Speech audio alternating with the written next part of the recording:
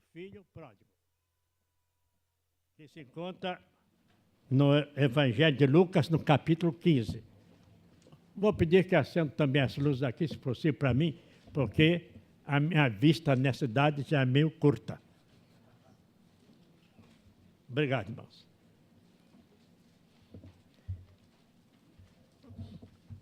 Lucas, capítulo 15, versículos de 11 até o final. Vamos ler, embora seja muito conhecido o texto, né? É bom nós repisarmos, nós relermos, porque é um texto muito bonito. Podemos ler responsivamente. Diz assim um texto. Continuou. Certo homem tinha 2 filhos. Mas moço veio e disse ao pai: Pai, toma a minha parte dos bens que me cabem. E ele lhe repartiu os haveres. Passado não muitos dias, o filho mais moço, ajuntando tudo o que era seu, partiu para uma terra distante e lá dissipou todos os bens, vivendo dissolutamente.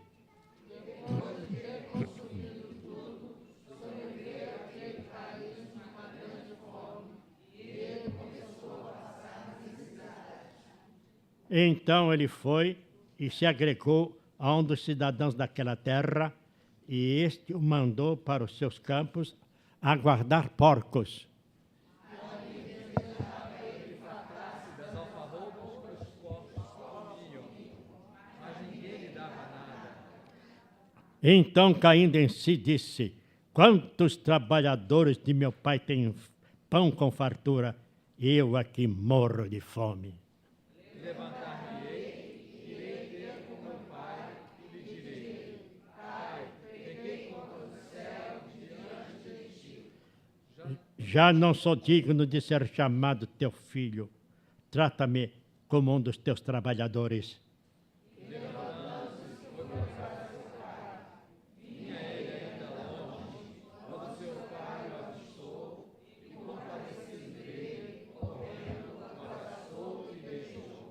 E o filho lhe disse: Pai, pequei contra o céu e diante de ti. Já não sou digno de ser chamado teu filho.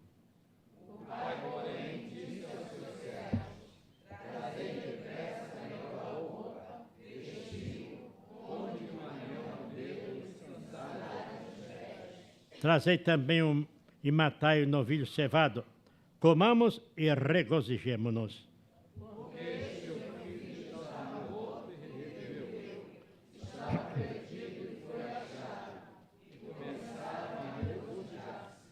Ora, o filho mais velho estivera no campo, e quando voltava a aproximar-se da casa, ouviu a música e as danças.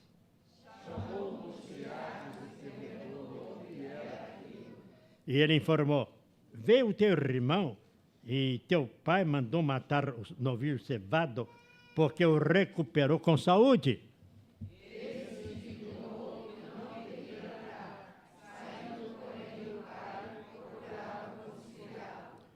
Mas ele respondeu a seu pai: há tantos anos que te sirvo, sem jamais transgredir uma ordem tua, e nunca me deste um cabrito sequer para alegrar-me com os meus amigos.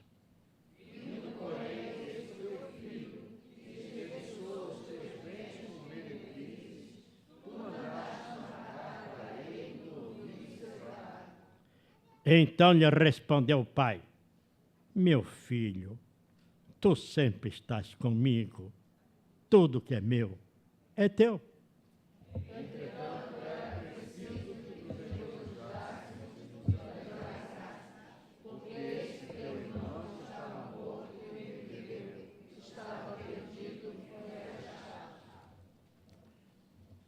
Minhas queridas irmãs e meus diletos irmãos em nosso Senhor e Salvador Jesus Cristo.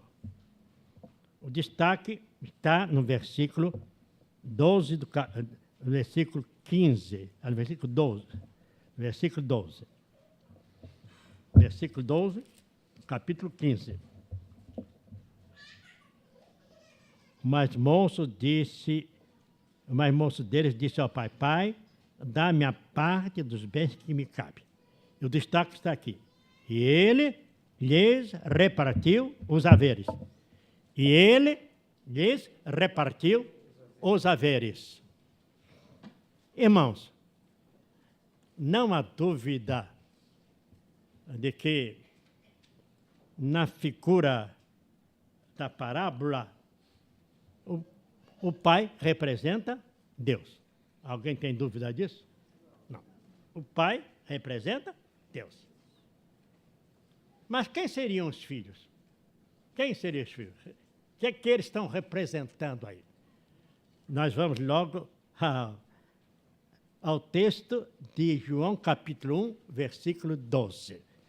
Ele está introduzindo o seu evangelho, de forma até meio filosófica, apresentando o verbo, que nós interpretamos como sendo o próprio Jesus, aquele que revelou a palavra de Deus. A revelação viva de Deus é Cristo. Está falando a respeito de Cristo. No versículo 11, a respeito de Cristo, o verbo disse assim, João: Ele veio para os seus, e os seus não receberam. E continuou. Vamos ler. Mas a todos quantos receberam, deu-lhes o poder de serem feitos filhos de Deus, a saber, aos que creem no seu nome. Então chegamos à conclusão que os filhos de Deus são aqueles que creem no seu nome. Exatamente. É uma expressão bíblica para dizer aqueles que aceitam o sacrifício de Jesus em seu favor. Ou uma linguagem muito nossa, muito evangélica, aquele que aceita Jesus como seu salvador pessoal. Então, os filhos ali representados serão o que nós conversamos com crentes, os crentes. Os filhos representam duas classes de crentes.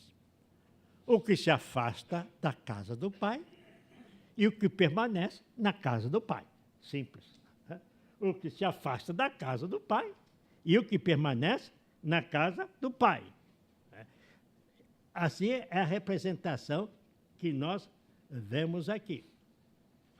E, contextualizando, o crente relapso e o crente que procura cumprir o seu dever. Está bem assim? O crente relapso, filho pródigo, e o crente que procura cumprir o seu dever para com o seu pai. O primeiro, o pródigo, passa a valorizar a casa do seu pai depois que chegou ao fundo do poço. E o outro precisou de ser lembrado dos seus privilégios com a amorosa exortação do pai. E a casa do pai? Obviamente, não seria um edifício, ou mesmo uma propriedade. Mas a ideia da companhia do pai. Concordam? A figura da casa do pai não é uma casa, não é um edifício, não é uma moradia. A ideia passada aqui, figuradamente, é a companhia do pai, que o filho mais novo desprezou e o filho mais velho não valorizou. A casa do pai. Contextualizando também em termos doutrinários, diríamos o privilégio da comunhão com Deus. A casa do pai, então, simplificadamente, em termos doutrinários, seria o privilégio da comunhão com Deus. O foco da parábola, meus irmãos, no foco da parábola, o protagonista é o pai. Os filhos são importantes coadjuvantes porque alvo, no singular mesmo, porque alvo da atenção e da compaixão do pai. Entendendo? Estamos entendendo até aí? Então, o nosso propósito nesse estudo é mostrar como Deus trata seus filhos. Como Deus trata seus filhos usando figuras retiradas do texto da parábola. Daí o tema da nossa reflexão. Deus e seus filhos. Os irmãos podem repetir? Deus e seus filhos. Então, no trato com seus filhos, Deus usa atributos seus, alguns deles figurados na parábola.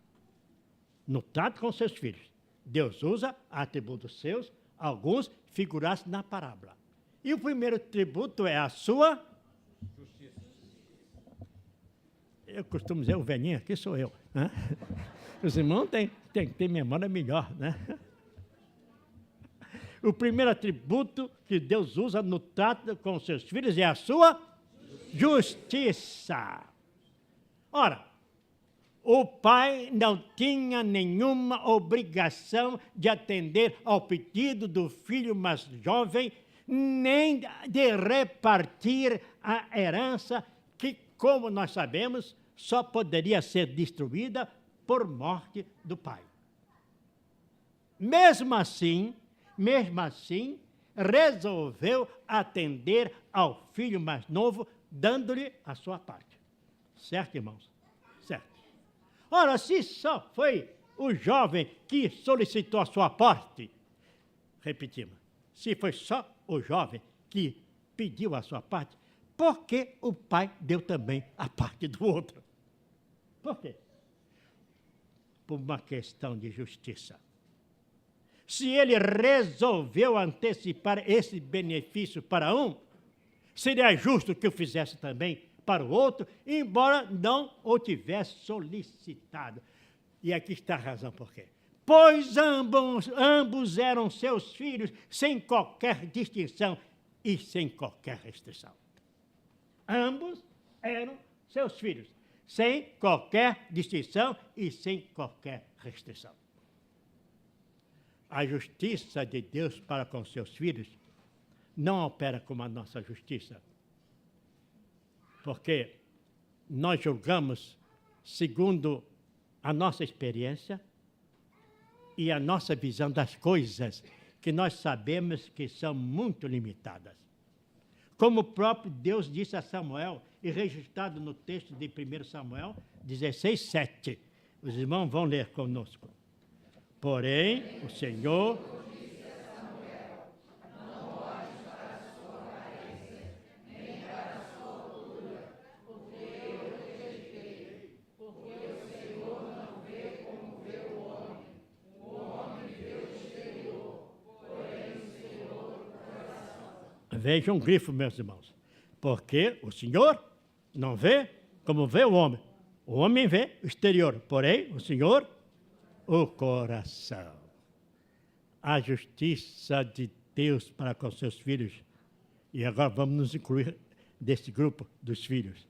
A justiça de Deus nos vê não como meros pecadores que o somos, mas como filhos redimidos e adotados no sangue de Jesus.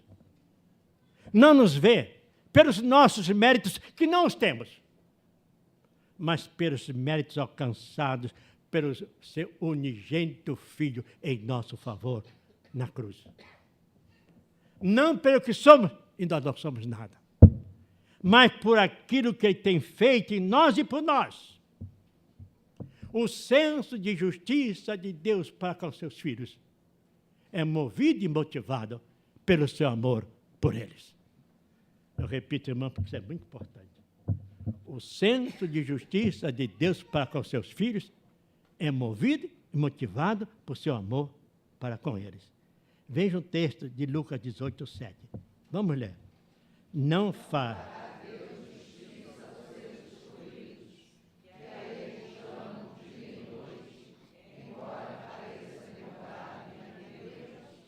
Não faz justiça aos seus escolhidos? Então, no trato com seus filhos, Deus usa um dos seus atributos, que é a sua justiça. No trato de Deus para com seus filhos, a sua justiça é motivada pelo seu amor por eles. Entenderam bem? Esse é o primeiro atributo. O segundo atributo que Deus usa no trato com os seus filhos é a sua generosidade. Justiça e generosidade. O pai foi generoso para com os 2 filhos. Com o mais moço, atendendo-lhe o pedido antes que tivesse o direito de receber a sua parte. E com o mais velho, dando-lhe a sua parte, ainda que o filho não tivesse solicitado nada a respeito. Ele foi generoso com ambos. Na sua generosidade, Deus nos dá mais do que merecemos e mais do que lhe pedimos. E também, meus irmãos, muito mais do que nós esperamos. Na sua generosidade para com seus filhos. A generosidade de Deus para com seus filhos não tem limites. Não tem limites.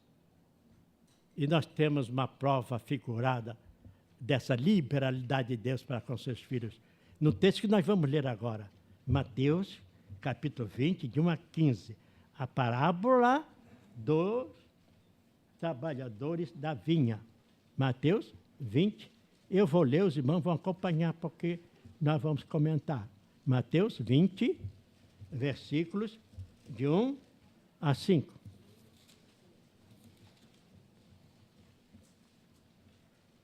Aí está espelhada de forma figurada a generosidade de Deus para com aqueles que Ele chama. Mateus, capítulo 20, versículos de 1 até 15. Porque o reino dos céus é semelhante a um dono de casa que saiu de madrugada para assalariar trabalhadores para a sua vinha. E tendo ajustado com os trabalhadores 1 denário por dia, mandou-os para a vinha. Saindo pela 3ª hora, viu na praça outros que estavam desocupados. E disse-lhes: ide vós também para a vinha e vos darei o que for justo. Vai ver essa palavra. Vos darei o que foi justo. E eles foram. Tendo saído outra vez, perto da hora 6ª e da 9ª, procedeu da mesma forma, e saindo por volta da hora 1ª, encontrou outros que estavam desocupados e perguntou-lhes: por que estiveste aqui desocupados o dia todo? Responderam-lhe: porque ninguém nos contratou. Então lhes disse ele: ide também vós para a vinha. Ao cair da tarde, disse o senhor da vinha ao seu administrador: chama os trabalhadores e paga-lhes o salário, começando pelos últimos, indo até aos primeiros. Vindos da hora 1ª, recebeu cada um deles 1 denário. Ao chegar os primeiros, pensaram que receberiam mais, porém também estes receberam 1 denário cada um. Mas, tendo recebido, murmuravam contra o dono da casa, dizendo: estes últimos trabalharam apenas 1 hora, contudo os igualaste a nós, que suportamos a fadiga e o calor do dia. Mas o proprietário, respondendo, disse a um deles: amigo, não te faça injustiça. Não combinaste comigo 1 denário? Toma o que é teu e vai-te. Pois quero dar a este último tanto quanto a ti. Porventura, não me é lícito fazer o que quero do que é meu? Ou são maus os teus olhos, porque eu sou bom? E prova figurada da liberalidade de Deus. Para com seus filhos, Deus é muito, muito liberal. Há ocasiões, meus irmãos, repito, há ocasiões em que Deus responde à oração que não foi verbalizada, mas que estava no nosso coração. Eu repito, isso é importante. Há ocasiões em que Deus responde a orações que nós não verbalizamos, mas que estavam em nosso coração, como ocorreu com Abraão na oração de intercessão pelo justo de Sodoma. Ele começou a interceder por 50, depois foi baixando gradativamente para 45, 40, 30, 20, 10. Parou. Parou aí. Era evidente, meus irmãos, que o propósito de Abraão com essa intercessão é para que os seus parentes que residiam naquela cidade fossem poupados. Mas eles eram 6 apenas, e ele parou em 10. Embora Abraão tivesse parado no número 10, Deus atendeu a oração que estava no seu coração. Ele realmente destruiu a cidade de Sodoma como prometera, mas poupou os parentes de Abraão, o sobrinho Ló, a sua mulher, as 2 filhas e os 2 genros. Irmãos, na caminhada cristã, Deus nos vai concedendo muitos benefícios que nós nem sequer pedimos, merecemos ou esperamos, porque Ele, dentro do seu critério justo e liberal, resolveu contemplá-los. Ele quis assim. Louvado seja o seu santo nome, irmãos. Tiago afirma a respeito dessa liberalidade. Vamos ler lá no capítulo 1, versículo 5. Tiago, capítulo 1, versículo 5.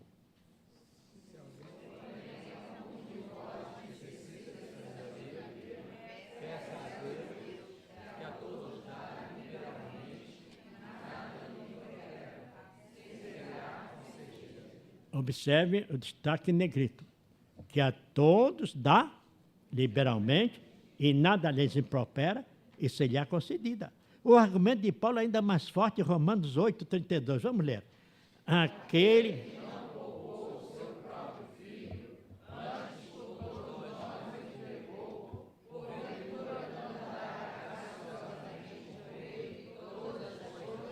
O destaque.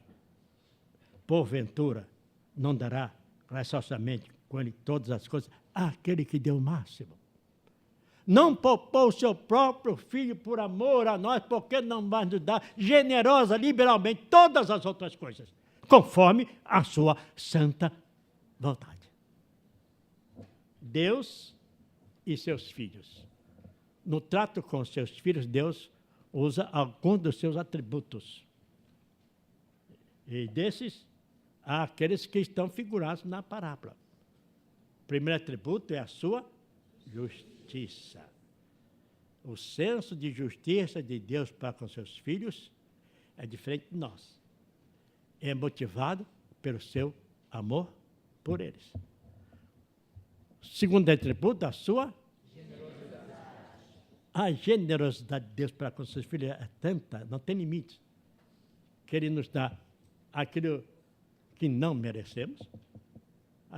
Ele atende aos nossos pedidos, Ele nos dá aquilo que nós não merecemos, mas aquilo que lhe pedimos, e às vezes nos dá até aquilo que nós esperamos, e até atende a oração que está no nosso coração, que nós não verbalizamos. Tanta generosidade, só vinda da parte de Deus. E por fim, o terceiro atributo que Deus usa no trato com seus filhos é a sua graça. Justiça, generosidade e graça. Tanto a justiça quanto a graça, tanto a justiça quanto a generosidade de Deus para com seus filhos são frutos e evidências da sua graça. Nas figuras apresentadas na parábola, ambos os filhos mostram falhas de caráter. Ambos os filhos. Uma jovem foi ingrato, perdulário, devasso, desonrando o nome do pai. E o outro mais velho foi egoísta, usurário, pretensioso e ufanista. O ufanismo é aquela atitude de a pessoa se vangloriar, se gabar do que faz. Ambos demonstraram falhas de caráter. Transpondo para uma linguagem doutrinária, podemos dizer, ambos eram pecadores. Ambos eram pecadores. Não foi por méritos próprios que gozaram das benesses de seu pai, mas porque o pai os amou, visto que eram seus filhos.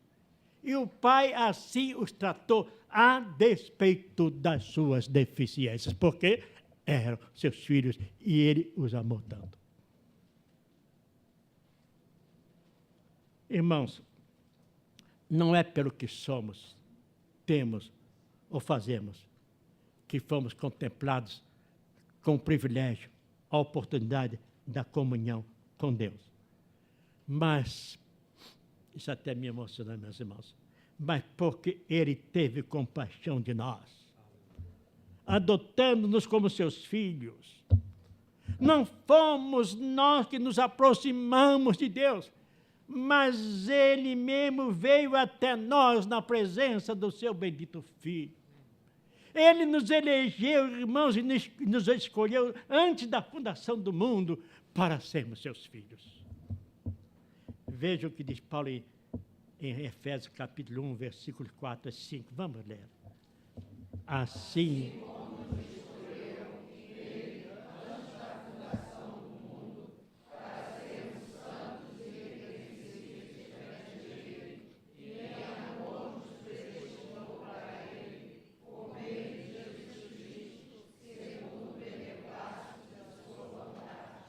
Destaque, em amor nos predestinou, segundo o beneplácito da sua vontade. E também em Romanos 11, versículos 5 e 6. Assim...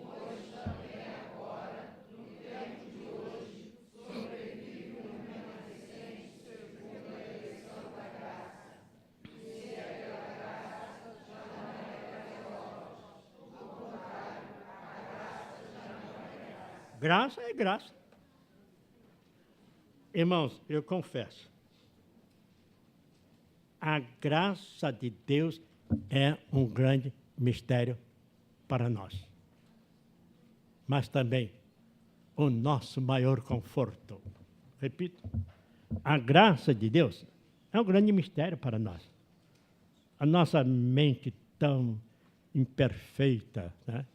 O nosso conhecimento tão exíguo, não pode entender a graça de Deus. Mas é também para nós o maior conforto. Não sabemos porque Deus escolhe uns, elege uns e não os outros. Eu mesmo não sei porque é que Ele elegeu a mim, não sei. Mas uma coisa é certa, irmãos, uma coisa é certa. Não fora a graça de Deus, todos nós, inclusive eu, sem exceção, estaríamos justa e irremediavelmente perdidos para sempre. Graças a Deus por sua graça inefável. Graças a Deus. Deus e seus filhos. No trato com seus filhos, Deus usa atributos seus, alguns deles figurados, na parábola que nós vimos. O primeiro atributo é a sua justiça. No trato com seus filhos, o senso de justiça de Deus é motivado pelo seu amor. O segundo atributo é a sua generosidade. Deus nos dá, meus irmãos, mais do que nós merecemos, mais do que pedimos e até mais do que nos esperamos. E até a oração que nós não verbalizamos, mas que Ele notou que estava no nosso coração. E o terceiro atributo, a sua graça. A sua graça. Tanto a justiça quanto a generosidade de Deus são motivados, são reflexos, são levados pela sua graça. E a graça de Deus é assim mesmo. Nós não entendemos, mas nós somos alvo dela. Não entendemos. Se não for a sua graça, ai de nós. Ai de nós. Irmãos, duas observações queremos fazer antes de terminar. A primeira é a seguinte, são duas observações muito importantes. Nós dissemos que os dois filhos representam duas classes de crentes, né? O que se afastou da casa do pai e o que permaneceu. O relapso e aquele que pretende e procura cumprir os seus deveres para com Deus. A primeira observação. O eleito que se afasta da casa do pai, cedo ou tarde, retorna. Vou repetir. O eleito que se afasta da casa do pai, cedo ou tarde, retorna. Levou muito tempo aquele rapaz, chegou ao fundo do poço, mas voltou. Voltou porque era filho daquele homem. Era eleito do Senhor. E outra observação, para nós que não nos achamos nessa condição. Não nos vangloriemos da nossa fidelidade. Não nos vangloriemos da nossa fidelidade, como fez aquele filho mais velho. Não nos vangloriemos da nossa fidelidade. Se mantemos a nossa fidelidade, é tão somente pela graça de Deus. Tão somente pela graça de Deus. Não temos mérito nisso, meus irmãos. Não temos. Eu vou terminar com uma poesia que já li aqui. É uma ilustração muito bonita que eu vi há quase 60 anos, do reverendo Bolivar Bandeira. É um apelo para os irmãos que estão. Esteja numa classe ou outra. Ou aquele que se afasta, ou aquele que permanece. É um apelo.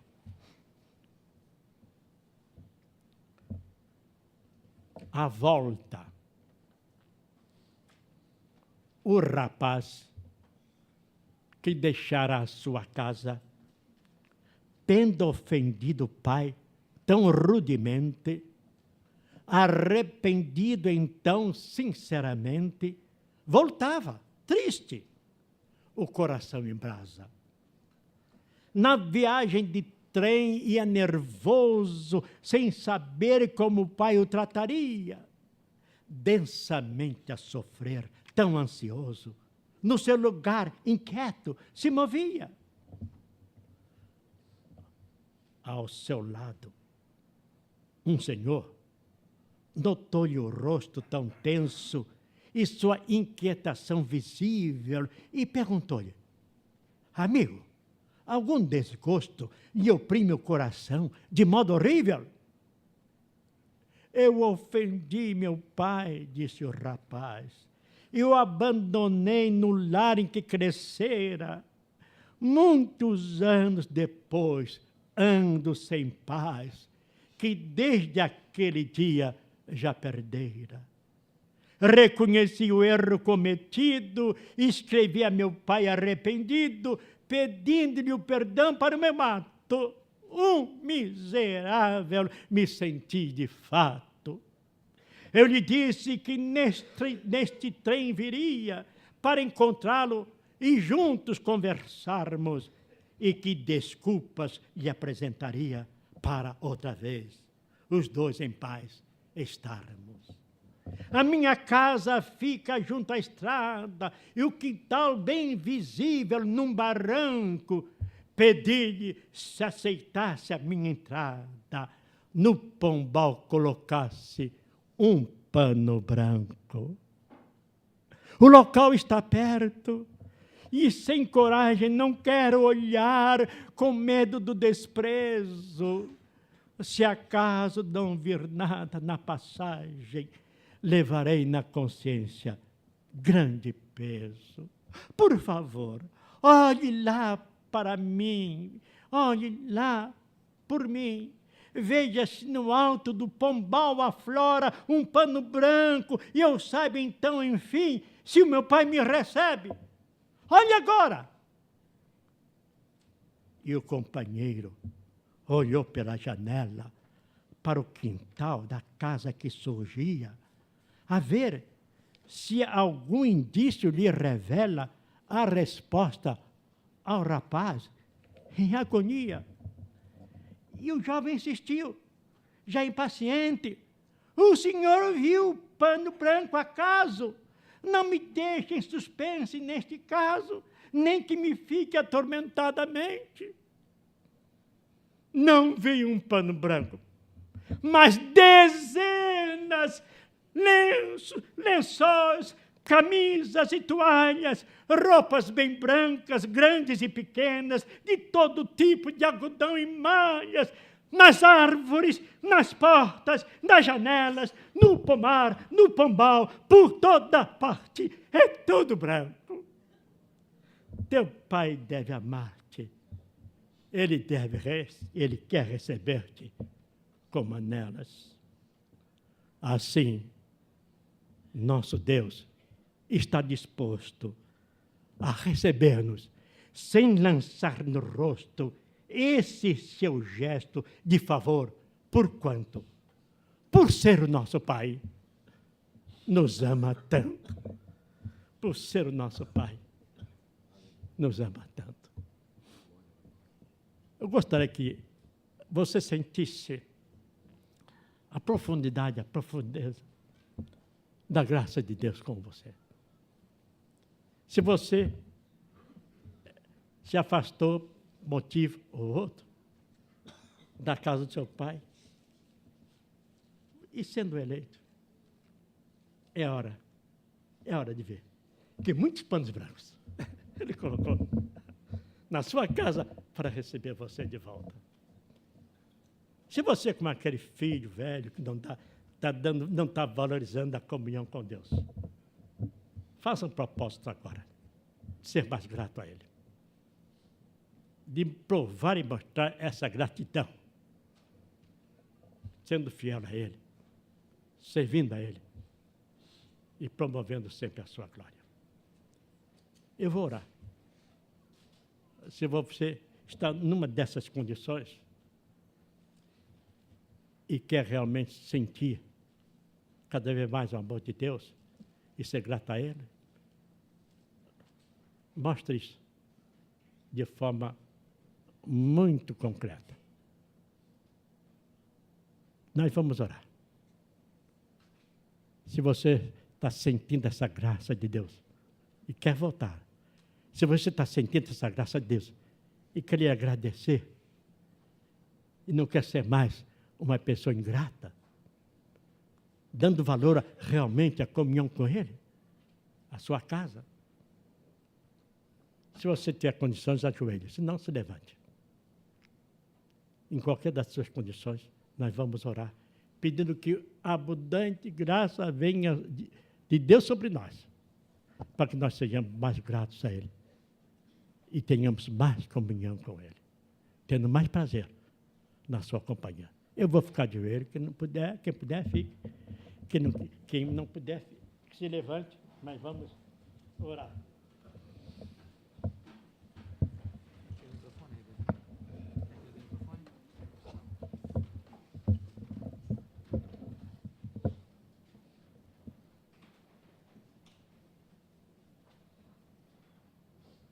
Deus bendito, aqui estamos genuflexos diante de Ti, para Te dizer, Senhor, louvado seja o Teu nome pela Tua graça, porque não nos tens olhado segundo os nossos méritos, segundo os nossos feitos, mas nos tens olhado pelos méritos, pelos feitos de Jesus. Apesar de miseráveis pecadores, Senhor, Tu nos acolheste como filhos Teus redimidos e adotados no sangue de Jesus Cristo. Ajuda-nos, portanto, a buscar mais comunhão contigo, a ter prazer de estar na Tua casa, Senhor, para sorver de Ti todas as benesses que Tens para nós. Tira de nós essa tendência para não valorizarmos aquilo que vem de Ti, Senhor. Ajuda-nos a ser mais gratos. Toca especialmente o coração daquele ou daquela que se afastou da Tua comunhão, para que volte, Senhor, porque os Teus braços estão abertos e a Tua casa está cheia de panos brancos para receber. E saímos daqui no conforto da Tua presença, no gozo dessa presença que queremos e da qual queremos permanecer para sempre. Em nome de Jesus. Em nome de